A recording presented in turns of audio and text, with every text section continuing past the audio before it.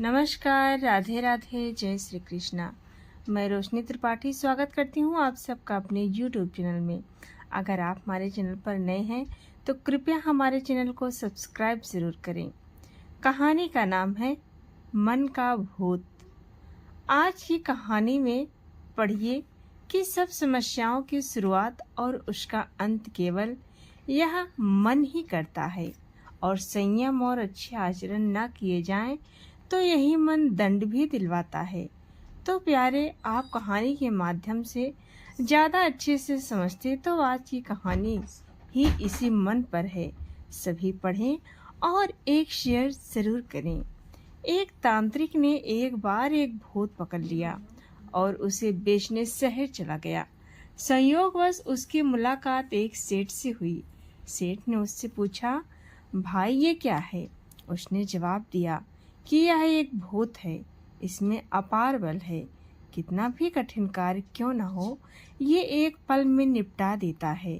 ये कई वर्षों का काम मिनटों में कर सकता है। सेठ भूत की प्रशंसा सुनकर ललचा गया और उसकी कीमत पूछी।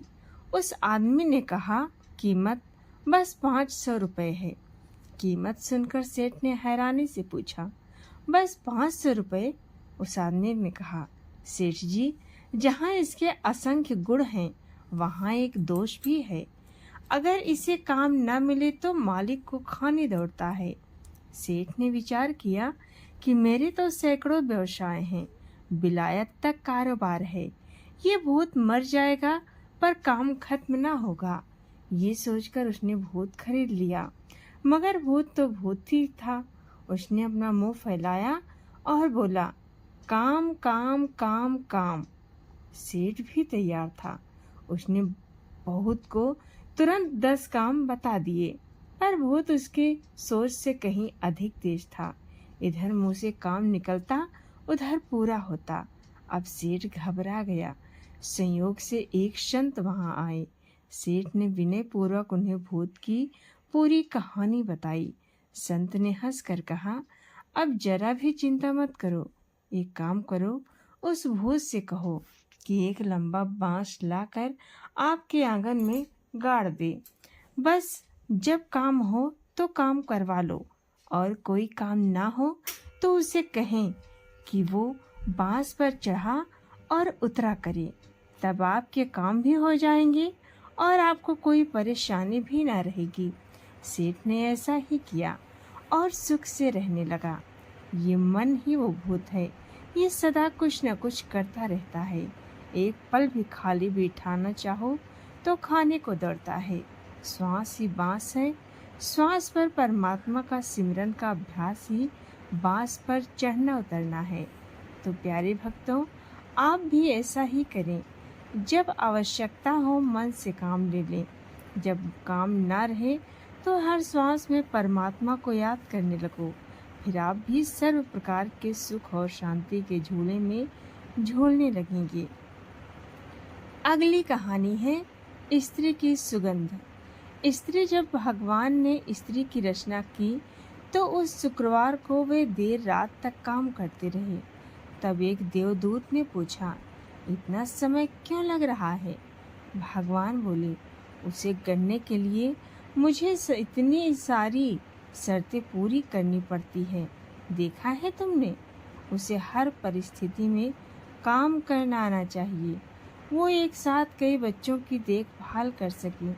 उसकी एक झप्पी घुटने के घाव से लेकर टूटे हुए दिल तक सब ठीक कर दी, और ये सब उसे केवल 2 हाथों से करना है। बीमार होने पर भी वो स्वयं को संभालती है और दिन में 18 घंटे काम कर सकती है। देवदूत हैरान हो गया, केवल 2 हाथ? नामुमकिन, और ये तो आम डिजाइन है। देवदूत स्त्री के पास गया और उसे छूकर बोला, प्रभु, आपने इसे बहुत ही कोमल बनाया है। भगवान ने कहा, वो कोमल है, पर मैंने उसे बहुत मजबूत बनाया है।